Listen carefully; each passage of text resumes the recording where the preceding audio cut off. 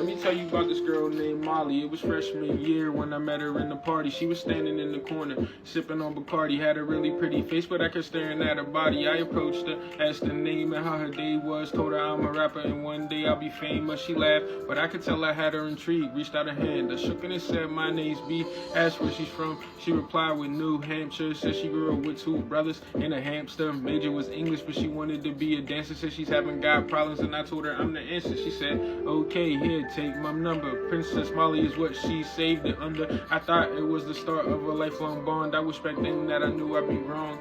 Cause see, over the months, me and Molly got close. I even learned her favorite breakfast was juice with French toast. Her favorite movie was It, but she was terrified of ghosts. And them deep convos is what she liked the most. Wanted to talk about politics and religion. Wanted to know the difference between Catholics and Christians. Wanted to know if I thought Trump was really bugging. Wanted to know if I thought rappers were really thugging. Also wanted to talk about all of her dreams and how all she ever wanted was to be treated like a queen. Maybe travel the world, have a couple of kids, and how one day she was gonna marry Wiz. I told her, chase her dreams, don't let anybody stop her. To always take shots and don't let the haters block her. I told her if any dude hurt her, I swear to God I'ma pop him. I'm not Chance the Rapper, they don't want these problems. But this is where the story gets deep.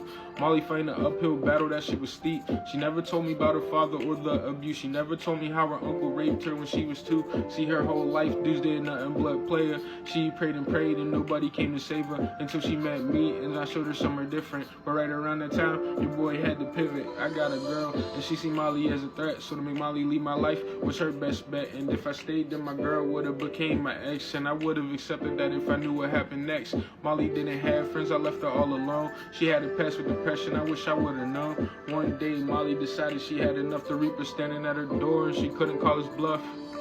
Before she went, she did one last thing, and that was right, I let her to me.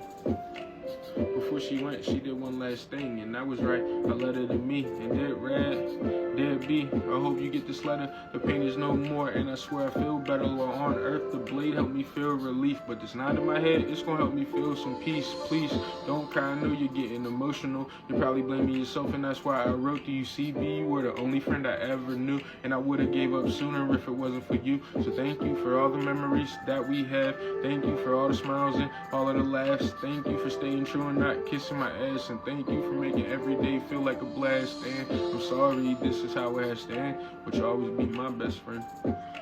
I'm sorry, this is how it has to end, but you'll always be my best friend. Love, Molly.